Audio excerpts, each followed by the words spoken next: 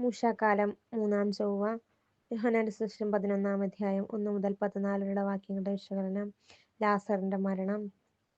ദൈവം രക്ഷിക്കുന്നു എന്നർത്ഥമുള്ള എലിയാസർ എന്ന വാക്ക് ലോപിച്ചാണ് ലാസർ എന്ന പേര്. അവന്റെ സഹോദരി മറിയത്തെയാണ് ദൈവം ആദ്യം രക്ഷിച്ചത്.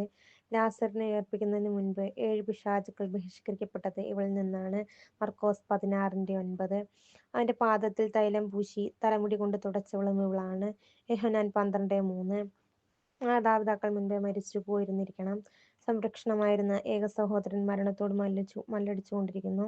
അപ്പോൾ യേശു 2 ദിനം യാത്രാ ദൂരമുള്ള ഏതോ ഒരിടത്ത് സുവിശേഷ പ്രഘോഷണ വേലയിലായിരുന്നു.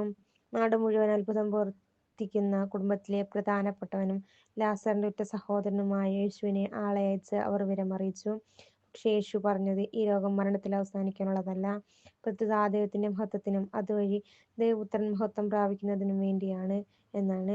ഈ വചനത്തിന്റെ പൊരുൾ എന്താണെന്ന് ശിഷ്യന്മാർ ഗ്രഹിച്ചില്ല. 4 ദിവസം കഴിഞ്ഞപ്പോൾ ജനസമക്ഷം ദൈവനാമത്തിൽ മരിച്ച ലാസറിനെ അവൻ വീണ്ടും ഉയർപ്പിക്കുമെന്നും അതിലൂടെ ദൈവം മഹത്വപ്പെടുമെന്നും ഒപ്പം പിശാചുക്കളുടെ തലവനായ ബെൽസെബൂലിന്റെ ശക്തിയാലാണ് ഈ അത്ഭുതം പ്രവർത്തിച്ച് മനുഷ്യരെ വഴിപിഴപ്പിക്കുന്നതുമുള്ള കാരണത്താൽ യേശുവിനെ യഹൂദർ ക്രൂശിലേറ്റുകയും അങ്ങനെ മനുഷ്യവർഗത്തിന്റെ സമഗ്ര മോചനത്തിനുള്ള ദൈവിക പദ്ധതി നിറവേറ്റുന്നതിലൂടെ വീണ്ടും ദൈവം മഹത്വപ്പെടുകയും ചെയ്യുമെന്ന പ്രവചനമാണ് യേശു നടത്തിയത്. ലാസർ ഉറങ്ങുകയാണ് എന്ന് പറഞ്ഞപ്പോൾ അതിനെ വാച്യാർത്ഥത്തിൽ മാത്രമാണ് ശിഷ്യർ ഗ്രഹിച്ചത്.